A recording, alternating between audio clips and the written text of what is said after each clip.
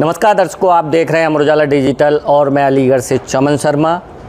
कुंभ बहुत महत्वपूर्ण एक भव्य त्यौहार है हिंदुओं का, तो ये इस समय शुरू होने वाला है और इसको लेकर के जो आरएसएस ने एक बहुत अच्छी पहल की है थाली की और थैले की, इसी को लेकर के पत्रकार वार्ता में उन्होंने पूरी डिटेल बताई है कि आखिर ये थाली और थैले का उनका कैसा अनूठा प्रयोग है। आइए जानते हैं। तो महाकुंभ है, ये महाकुंभ अंतरराष्ट्रीय स्तर का कुंभ होने जा रहा है।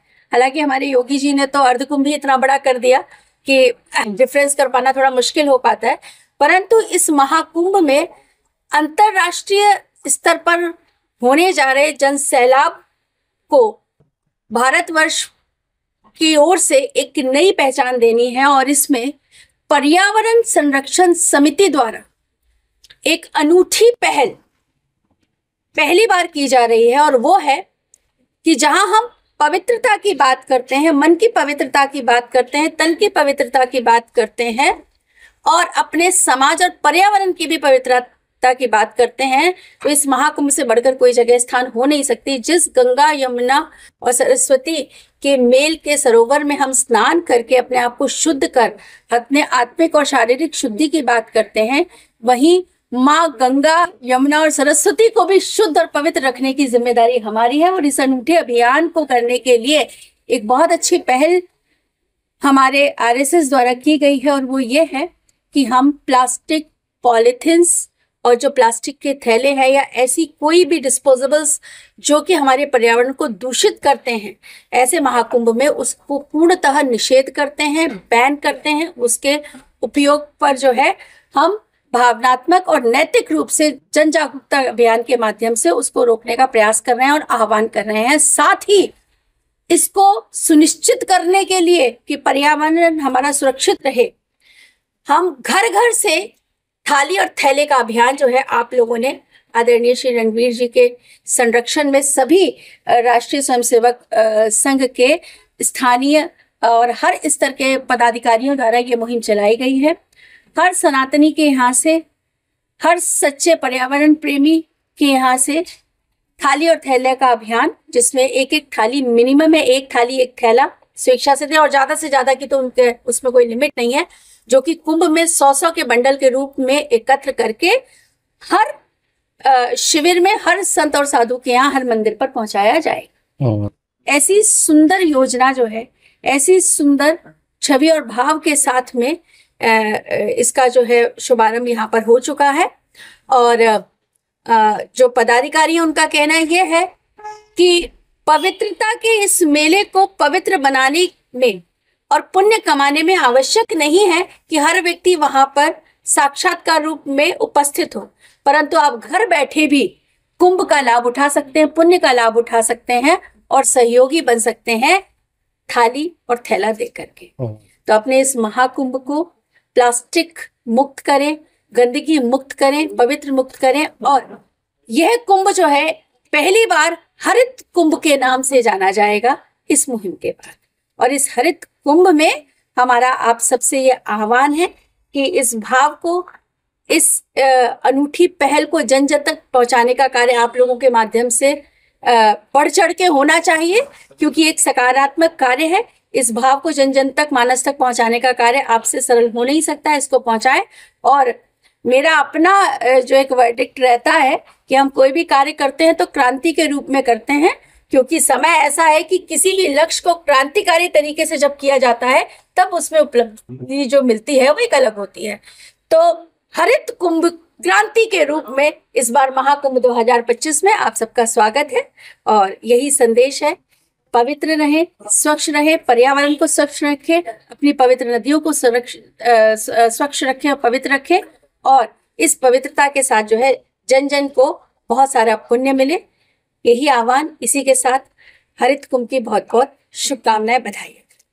अच्छा बहन जी, जैसा कि ये तो बात प्रयाग की है, अगर हम देखते हैं कि कई बार अपने शहर अलीगढ़ में अगर हम देखें तो गाय जो हैं वो पॉलीथीन खाते हुए भी सही कई बार मीडिया ने निकाला है और इस तरीके की स्थिति है गायों की, यहाँ पर पॉलीथीन को खा रही हैं। गौशालाओं में गायों की हालत बहुत बदतर है, तो इस पर क्या कहेंगे कि इतने दूर जा कर के ये सब चीज़ हो रही है, मतलब पर्यावरण को शुद्ध करना, ये करना, या अलीगढ़ में क्या रहेगा अगर पॉलीथीन को लेकर के? कभी क्योंकि नगर निगम कभी चलाता है तो फिर थोड़े समय चलता है, फिर डंप हो जाता है, तो इसके लिए कोई प्लानिंग है यहाँ पर? नहीं, देखिए ये प्लानिंग, ये इस समय जो हमारा विषय है वो कुंभ को लेकर के ये बातें थोड़ी अलग है। जब स्थानीय कभी परिचर्चा होगी तब हम इस पर बात करेंगे। ये नगर निगम का विषय नहीं है। अभी हमारा विषय महाकुंभ है। महाकुंभ में आप सादर आमंत्रित हैं और महाकुंभ में उठाई गई इस जिम्मेदारी को हम बढ़ चढ़ के हिस्सा लेकर के करेंगे और आपको देखने को भी। महाकुंभ की अगर बात कर रही हैं आप, तो महाकुंभ पर हर बार देखा गया है कि जब वो समाप्ति की ओर होता है तो वहां पर समाप्ति वाले दिन जब बिल्कुल समाप्त हो जाता है तो उस समय बहुत सारी वहां पे पॉलीथीन और बहुत मतलब कूड़ा करकट इकट्ठा होता है। तो ये कई बार मीडिया ने निकाला है, तो उसके लिए क्या कुछ है? शायद आपकी ही वजह से जो है आरएसएस ने इसकी अनूठी पहल ली है। ये शायद पहली बार हो रहा होगा इस कुंभ में कि हरित कुंभ के नाम से, आपने आज तक हरित कुंभ नहीं सुना होगा।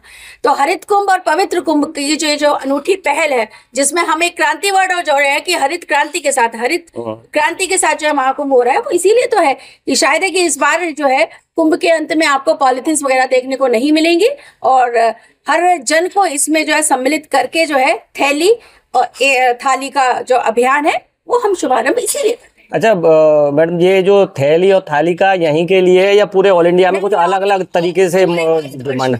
पूरे भारतवर्ष में हमारे राष्ट्रीय स्वयंसेवक संघ के पर्यावरण संरक्षण समिति के सभी पदाधिकारी इस 1 महीने पहले से जुट चुके हैं और सब लोग अपनी अपनी जगह कार्य कर रहे हैं और ये कार्य शुभारंभ हो चुका है।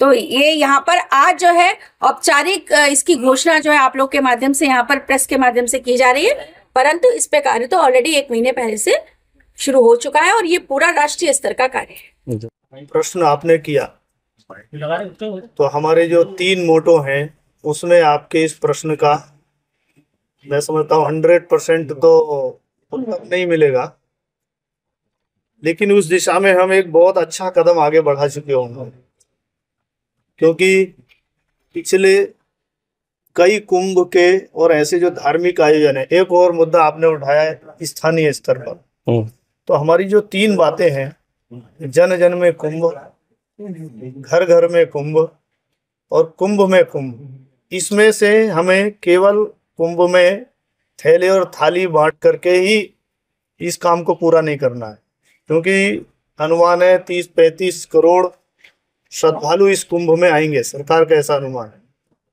और दोनों पक्ष हम देख सकते हैं, 30-35 करोड़ का हजारों मीट्रिक टन कचरा पहले भी हम उठा चुके हैं जी, होता है, और इस बार संख्या और बढ़ रही है तो कचरे की मात्रा और भयावह होगी जी।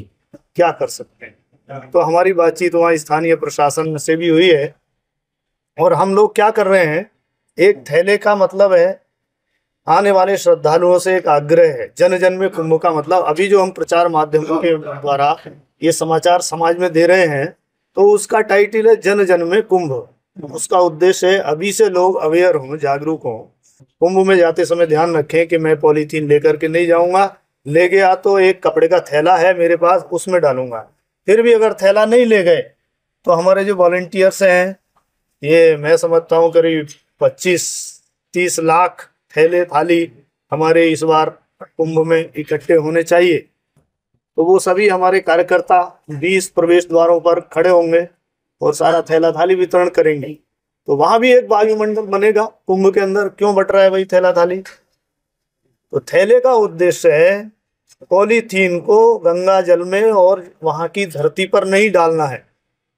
ये अभ्यास में अगर 4 दिन 5 दिन 10 दिन 40 दिन के कुंभ अनुष्ठान में आ गया तो अपने स्थान पर आकर के भी व्यक्ति फिर एक सेंसिटाइज होगा। मैं अपने स्थान के धर्म स्थलों, अपने घर को, अपने धार्मिक अनुष्ठानों को भी ऐसा बना सकता हूँ और इसको हम आगे भी प्रचारित कर सकते हैं। इतने बड़े कुंभ के अंदर अगर हमने 10% कचरा भी मिनिमाइज किया जी जी, तो एक उल्लेखनीय उपलब्धि केवल भारत के सामने, अभी केवल भारत का विषय नहीं है, दुनिया में ये थैले थाली हमें अन्य करीब 100 देशों से भी आने की संभावना है।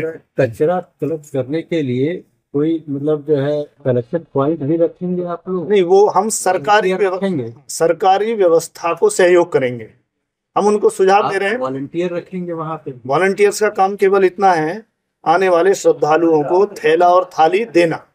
उनको एक पेम्पलेट देना, उनसे आग्रह। अलीगढ़ से कितने बोल कचरा आप बता रहे हैं सर, कचरा भी वहाँ जाके कर देते हैं, पॉलीथीन और मतलब उस तरह के ला करके, तो उसको बटोरने के लिए कोई कलेक्शन भी आप करवाएंगे? ये जो हमारे वॉलंटियर्स हैं, इनका हम पहले ट्रेनिंग करेंगे 2-2.5 घंटे, फिर उनको दिन भर के कुछ काम बताएंगे ऐसे।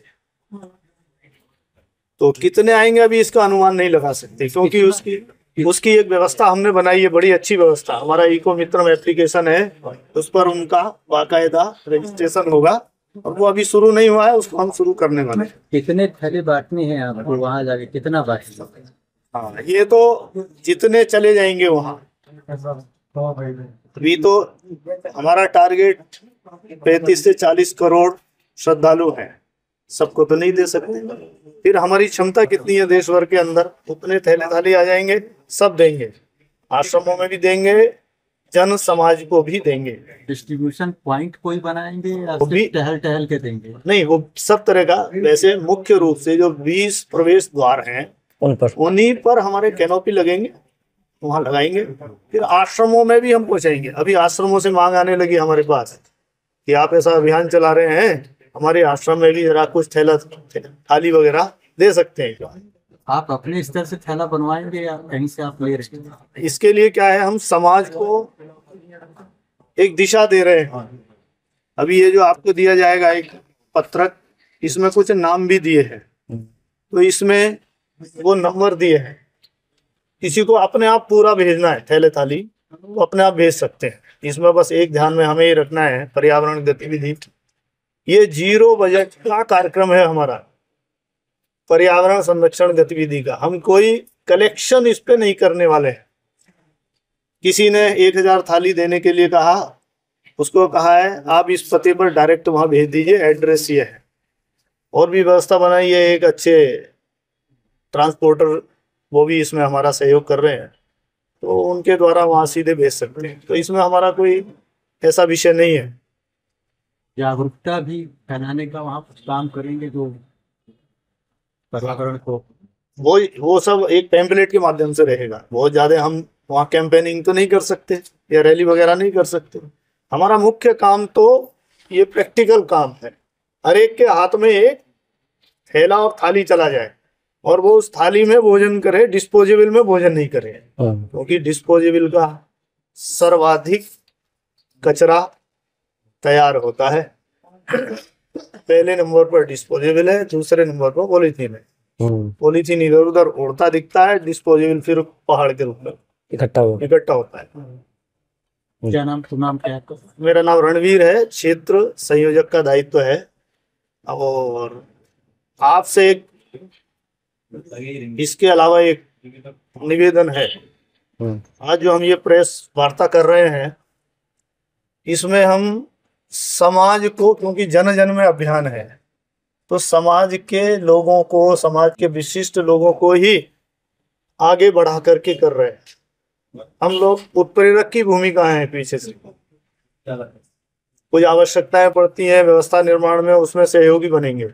लेकिन दीदी आज आई हैं, बरेली में एक मेडिकल एसोसिएशन के अध्यक्ष थे, शाहजहांपुर में एक उद्योगपति थे। ऐसे जहाँ जहाँ जितने भी जो लोग सहयोग करेंगे, वो सब सीधे समाज का अभियान बने, ऐसा विचार किया गया। अगर आप ये वीडियो YouTube पर देख रहे हैं तो हमारे चैनल को सब्सक्राइब करें और बेल आइकन को दबाना ना भूलें। अगर आप Facebook पर ये वीडियो देख रहे हैं तो हमारे पेज को लाइक करें।